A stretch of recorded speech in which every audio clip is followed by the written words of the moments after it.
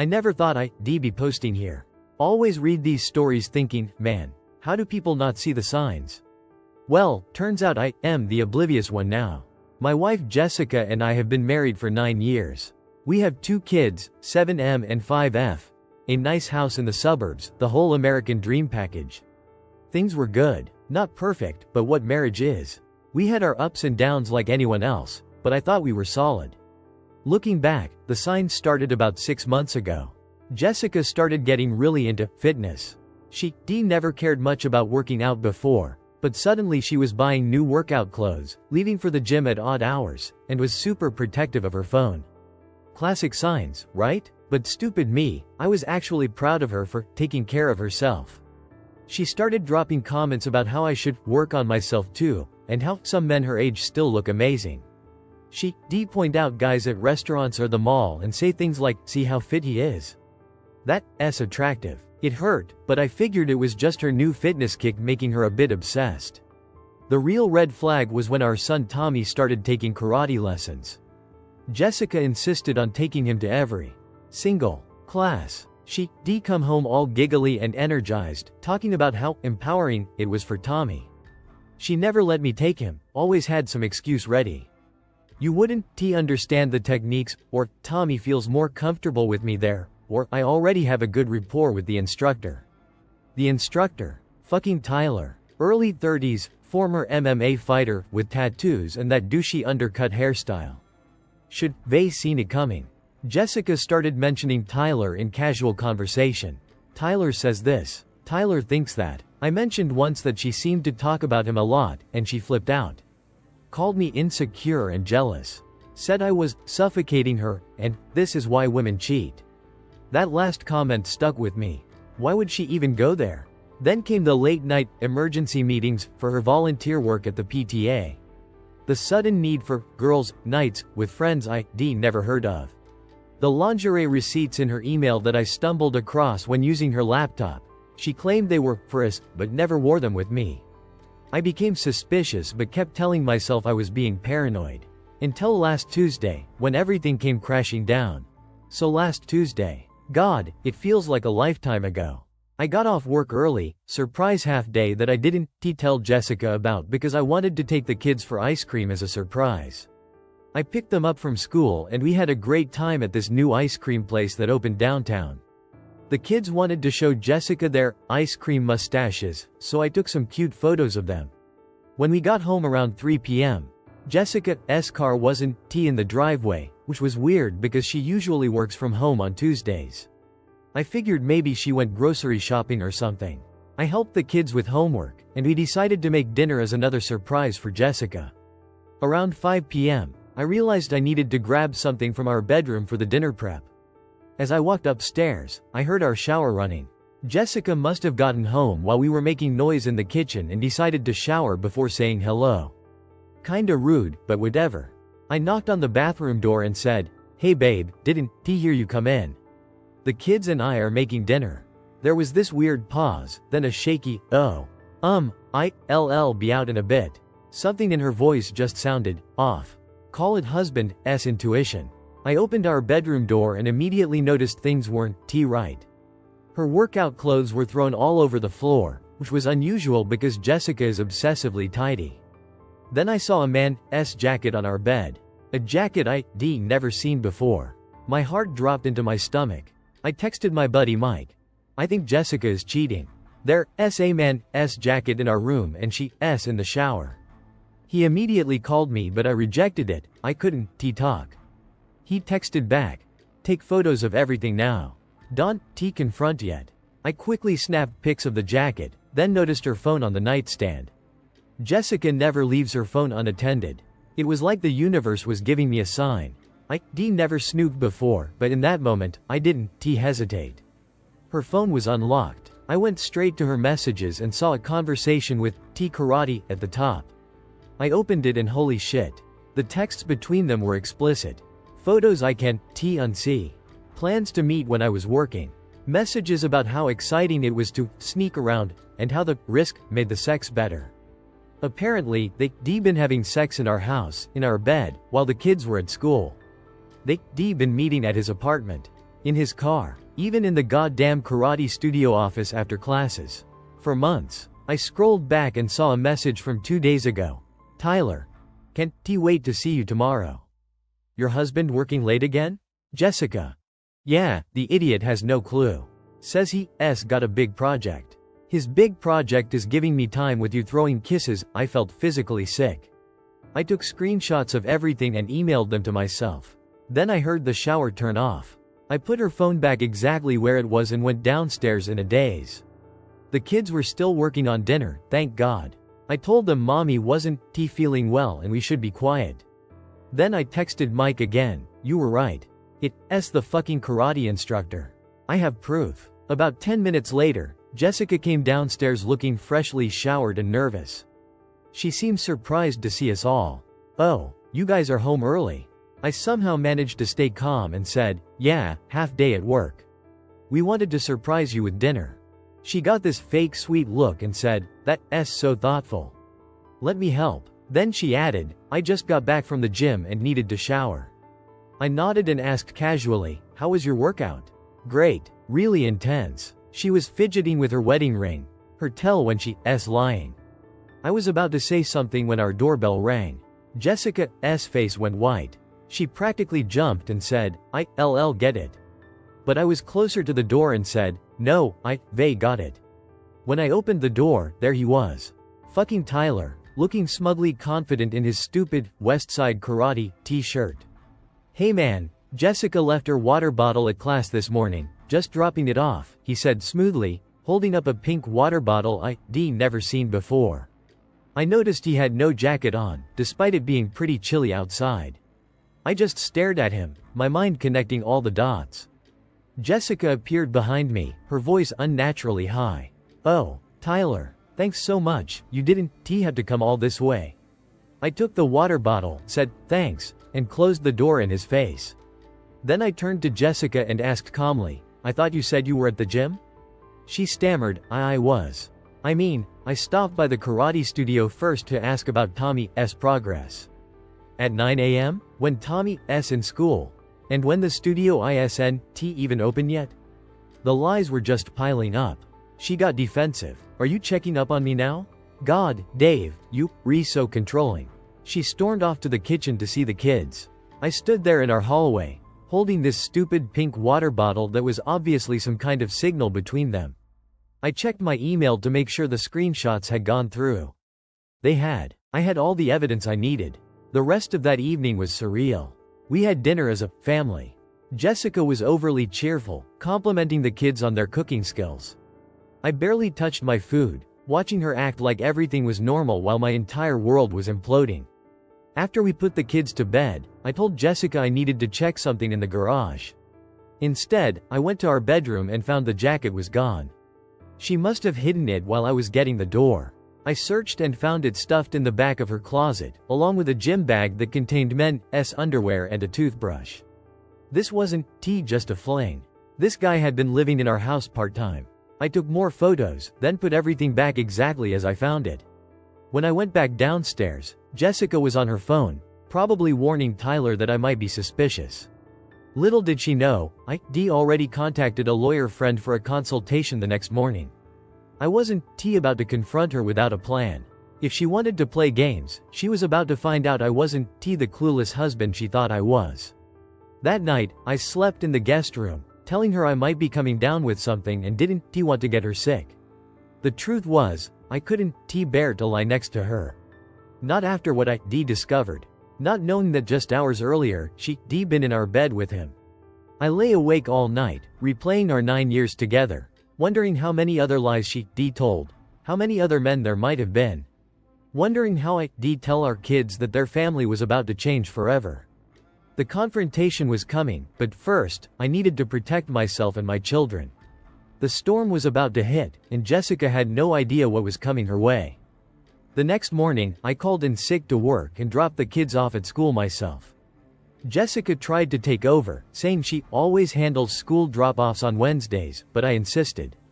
Looking back, she was probably planning to meet Tyler after dropping them off. I met with my lawyer friend, Steve, at 9 a.m. He's a divorce attorney I know from college who owed me a favor. I showed him the screenshots and photos. His face said it all. This was bad, but I had solid evidence. Dave, I am sorry man. But they done everything right so far, Steve said. Don't leave the house, don't transfer any money yet, and definitely don't confront her until we have a strategy. He advised me to gather financial records, make copies of important documents, and set up a separate bank account.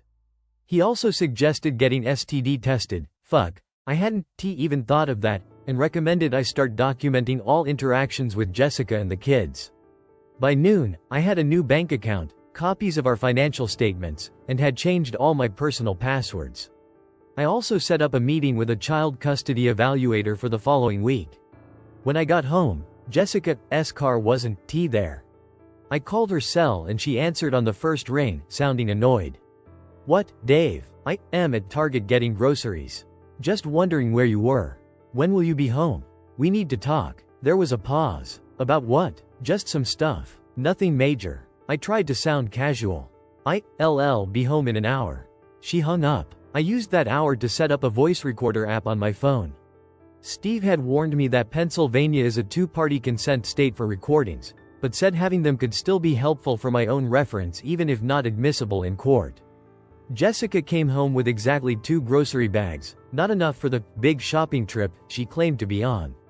Her hair was slightly messy and her lipstick was smudged. It was so obvious now that I knew what to look for. So what did you want to talk about?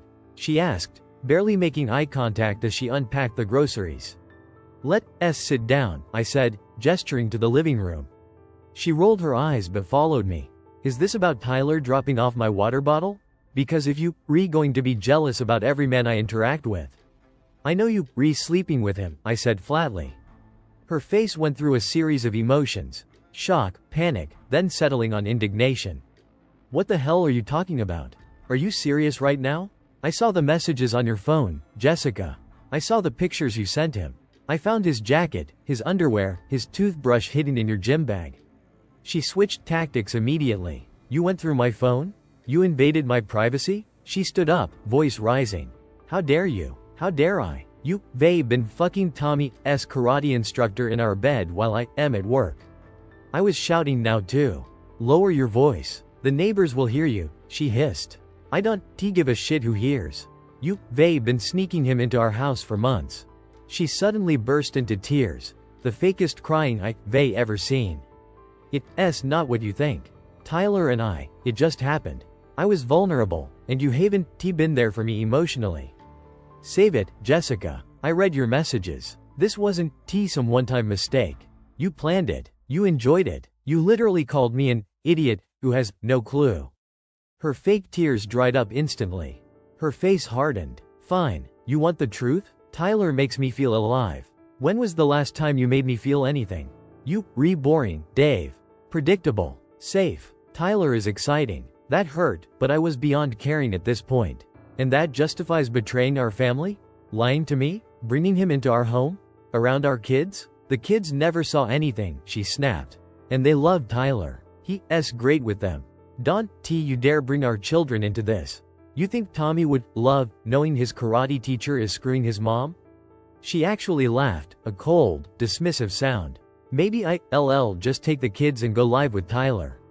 He makes 3 times what you do with his karate schools. Try it, I said, eerily calm now. They already spoken to a lawyer. I have every message, every photo, documented proof you brought him into our family home. You want to fight me for custody? Good luck explaining to a judge how your affair with Tommy's instructor shows good judgment as a mother. The color drained from her face. You went to a lawyer? Already? Yesterday. Right after your boyfriend dropped off your water bottle. She sat down, suddenly looking defeated. What do you want, Dave? A divorce. Full custody of the kids. You can have your precious Tyler. That's ridiculous. I am their mother. A mother who prioritized getting laid over her children's stability and safety. She switched tactics again, her voice softening. Dave, baby, we can work through this. It was a mistake. I'll end it with Tyler. We can go to counseling. I almost laughed. Yesterday you were calling me an idiot while planning to meet him. Today I am, baby, and it was a mistake. Which is it, Jessica?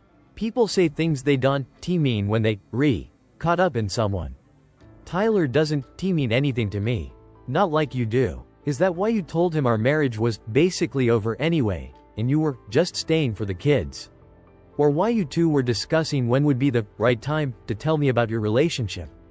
Her eyes widened. You read all of that? Every single message, going back months, including your plans to introduce him to the kids as your new partner this summer. She started crying again, real tears this time. Dave, please. I was confused. Tyler was pressuring me. I never would have gone through with it. Save it for someone who still believes anything you say. I want you out of this house by the weekend. This is my house too. You can't just kick me out. Actually, I can. The house is in my name. Remember how you didn't want to be on the mortgage because of your credit score? And my lawyer advised me that since I have documentation of you bringing another man into our home, I have grounds to request temporary exclusive possession. This was actually a bluff.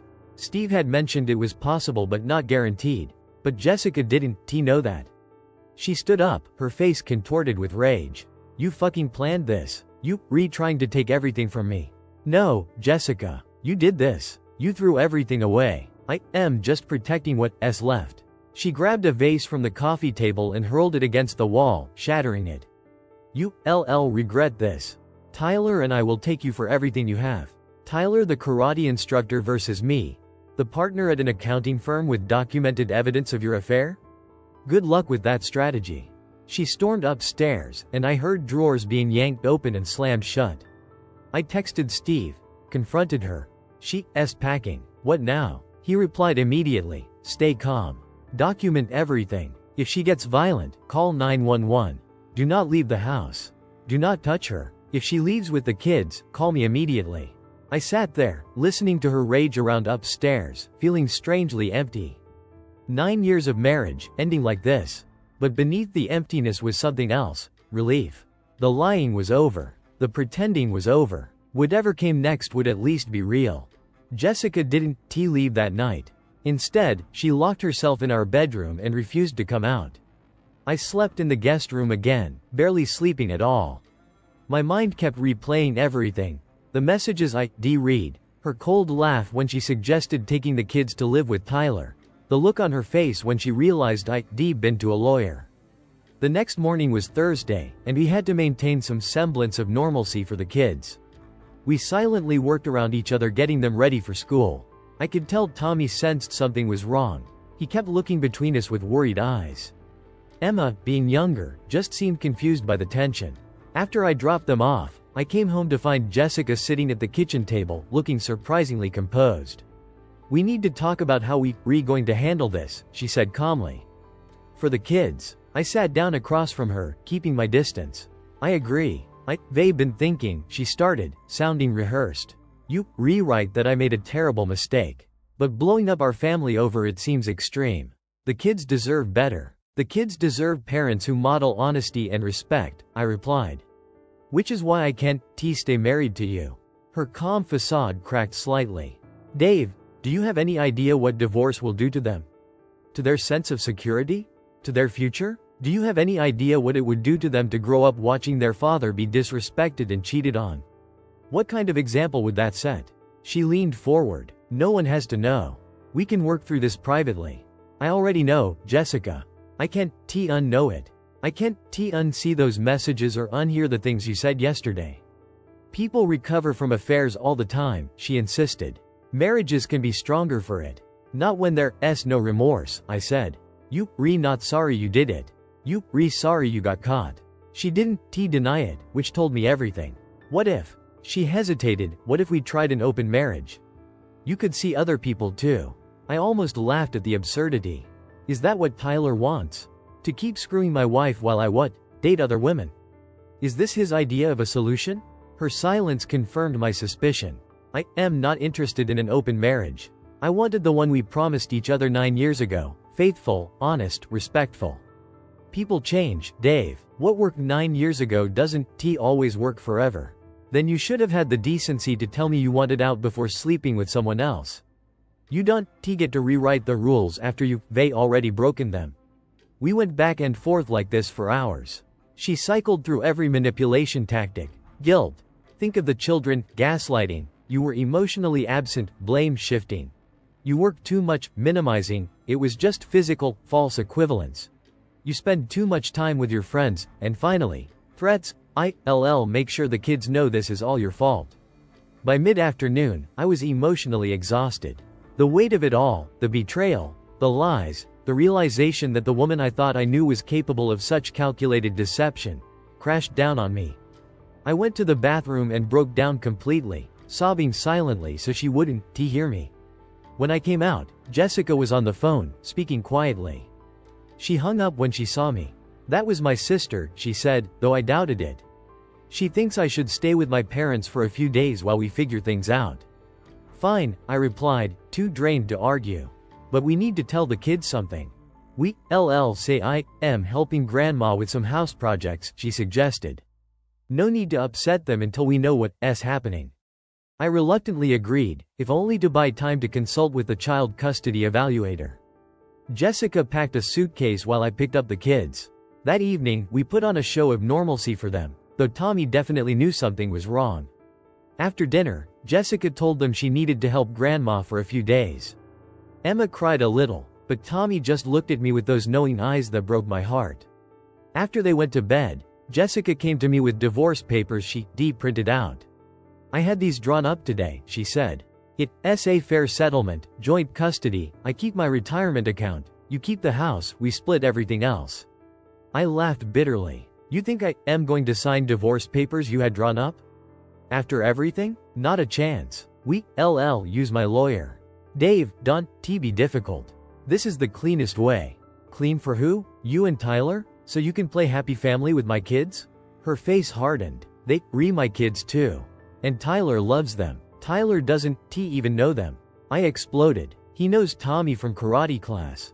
He's seen Emma a few times at drop-off. That's not love. That's trying to package deal his way into playing daddy with their mom. You just jealous because he's younger and more successful. I am angry because he fucked my wife in my bed while my children's photos smiled down from the nightstand. I was shouting now, unable to contain my rage. Do not tell me this is about jealousy. She stepped back, momentarily stunned by my outburst. I never yell. Ever. I am leaving, she said, grabbing her suitcase. Call me when you're ready to be rational. After she left, the house felt impossibly quiet. I checked on the kids, both sleeping peacefully, unaware that their world was crumbling. I sat on the floor between their rooms and let the emotions wash over me: rage, despair, humiliation, grief. I texted Mike. She's gone to her parents. Kids think she's helping her mom. I am falling apart. He called immediately, and I slipped downstairs to talk. For an hour, he just listened as I poured everything out. Not just the affair and confrontation, but deeper fears. Would the kids blame me? Would they resent me for breaking up the family? How could I protect them from Jessica's toxicity? What if she turned them against me? Dave, Mike finally said, you're a great father. Those kids know you love them. Focus on that right now. One day at a time. That night, lying alone in our bed, after changing all the bedding, I stared at the ceiling and let the full weight of my new reality sink in. My marriage was over. The future I planned was gone. I would likely have to fight for my children. The woman I built a life with had betrayed me in the cruelest way possible. But beneath the pain was a strange, growing sense of possibility. For months, I felt something was wrong but couldn't name it. Now everything was in the open. No more walking on eggshells. No more questioning my instincts. No more pretending. I was heartbroken, yes. But I was also, finally, free from the lies. The next morning, I woke to frantic pounding on the front door at 7 a.m. When I opened it, there stood Jessica's father, Robert, red-faced and agitated. What the hell did you do to my daughter? He demanded, pushing past me into the house. Lower your voice, I warned, gesturing upstairs where the kids were still sleeping. What are you talking about? She showed up at our house last night hysterical. Says they lost your mind, accusing her of all sorts of things, threatening to take the kids. So that was the story she was spinning. Robert, I said calmly, Jessica has been having an affair with Tommy's karate instructor for months. I have proof. I confronted her, and now she's trying to control the narrative. He looked skeptical. My Jessica wouldn't, I cut him off by showing him some of the screenshots on my phone, nothing explicit, but enough to make it undeniable.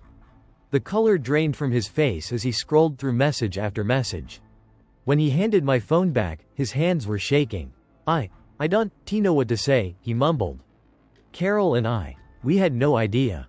I know, she's good at hiding things. He sank onto the couch, suddenly looking every one of his 68 years. What happens now? Divorce, I said simply.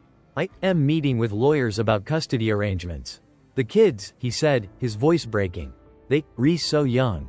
We sat in silence for a moment, two men whose lives had been upended by Jessica's choices. I want to keep them from you and Carol, I promised. You, their grandparents.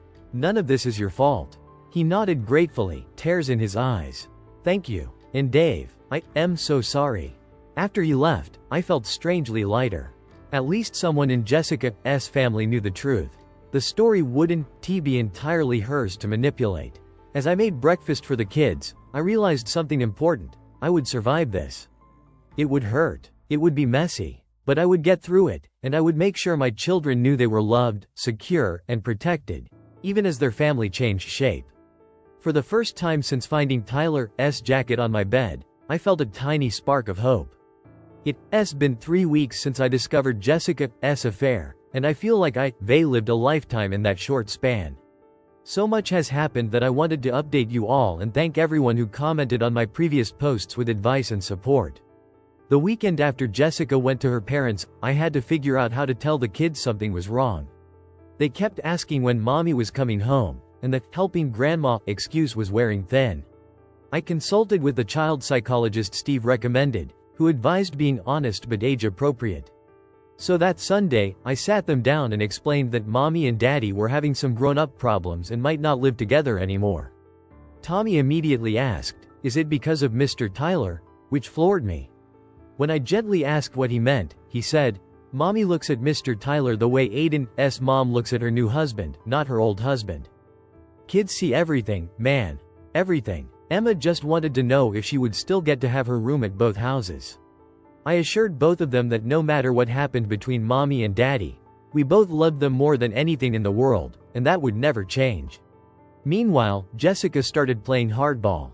She hired a shark of a divorce attorney who sent a ridiculous proposal demanding the house, full custody, and 70% of my retirement funds.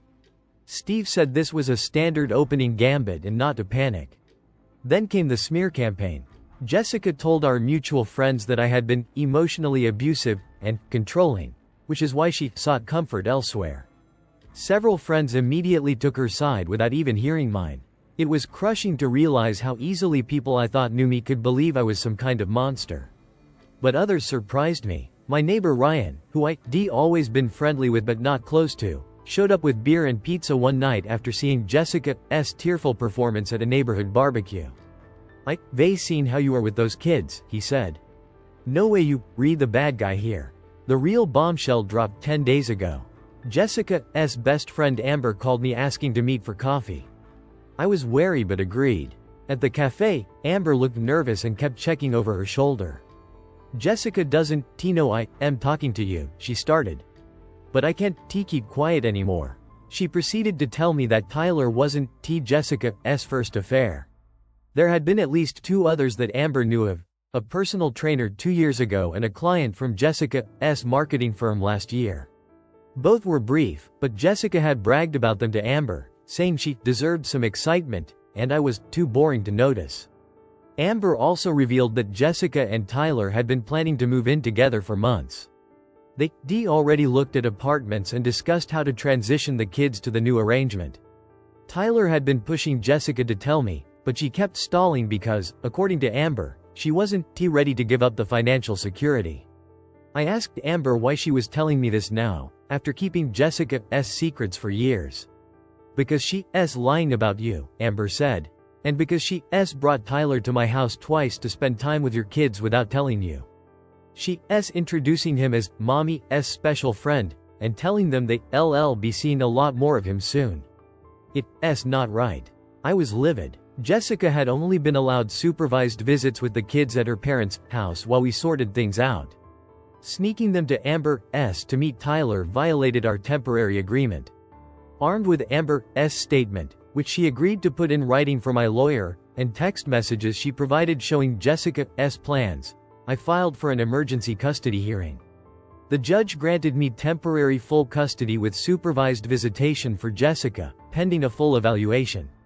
Jessica went ballistic when served with the order. She showed up at the house at midnight, pounding on the door and screaming that I had stolen her babies. I didn't open the door, just called the police and recorded her meltdown on my phone. When officers arrived, she tried to claim I had the kids illegally, but the custody order shut that down quickly. She was escorted off the property with a warning.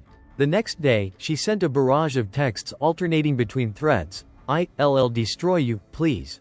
Please don't take my children," and bizarre offers. "We can have an open marriage. I'll let you sleep with anyone."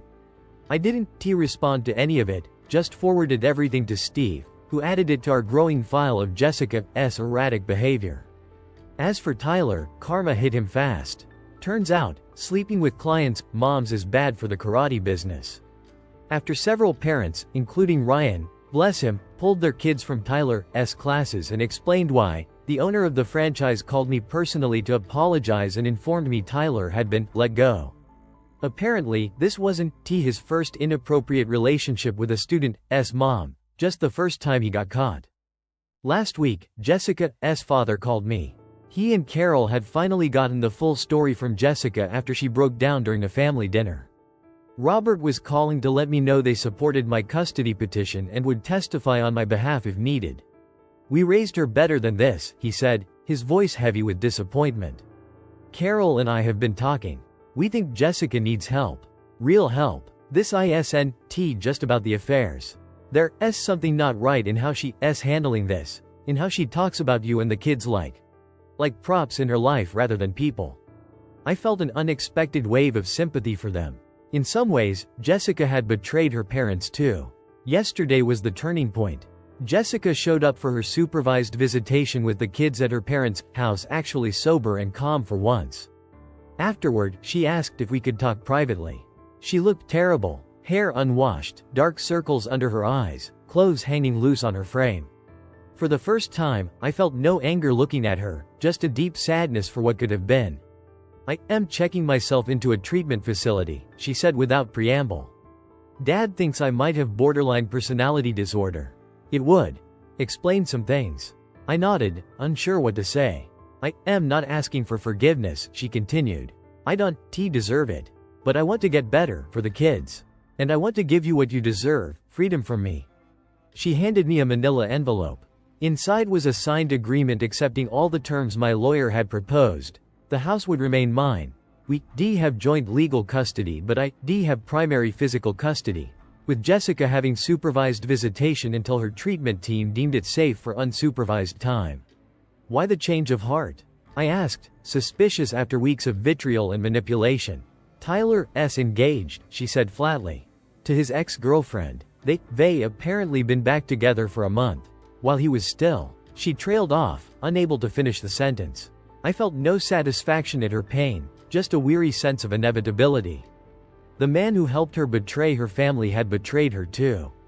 Poetic justice, I suppose. "I am sorry," I said, and meant it. Not for the end of our marriage or for exposing the affair, but for the broken person sitting before me, finally facing the wreckage she created.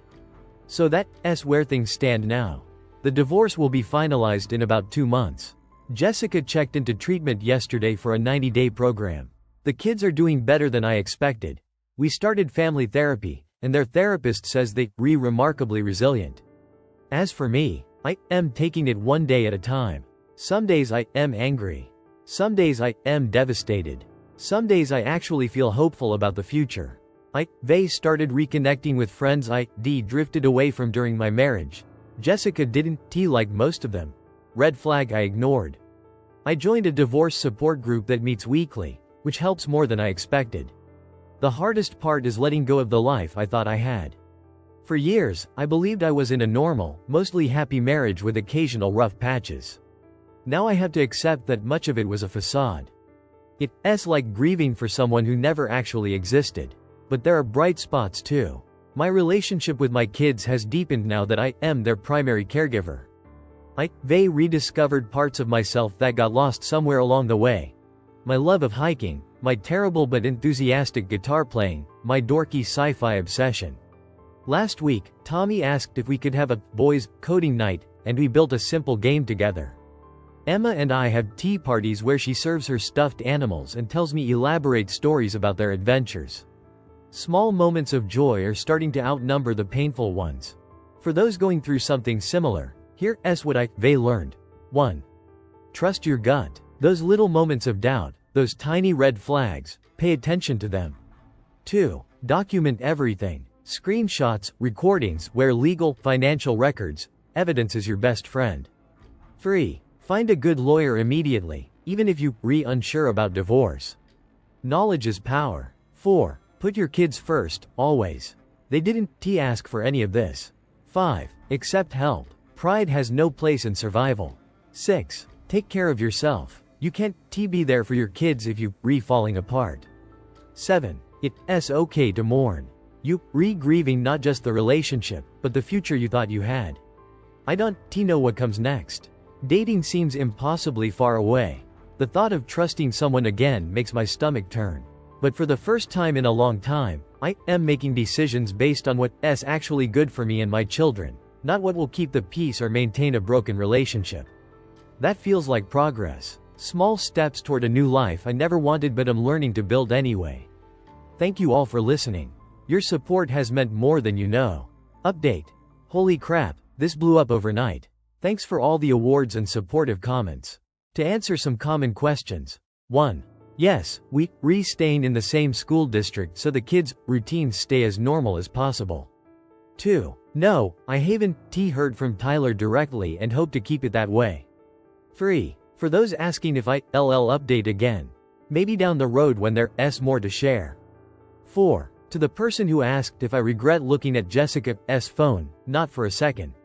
The pain of finding out was awful, but living in ignorance while being disrespected and betrayed would have been worse. Living well truly is the best revenge. That's my focus now. Thank you all for watching this video. I hope you all enjoyed it and learned from it. I appreciate your likes. Also, don't forget to subscribe and comment on the video. See you soon.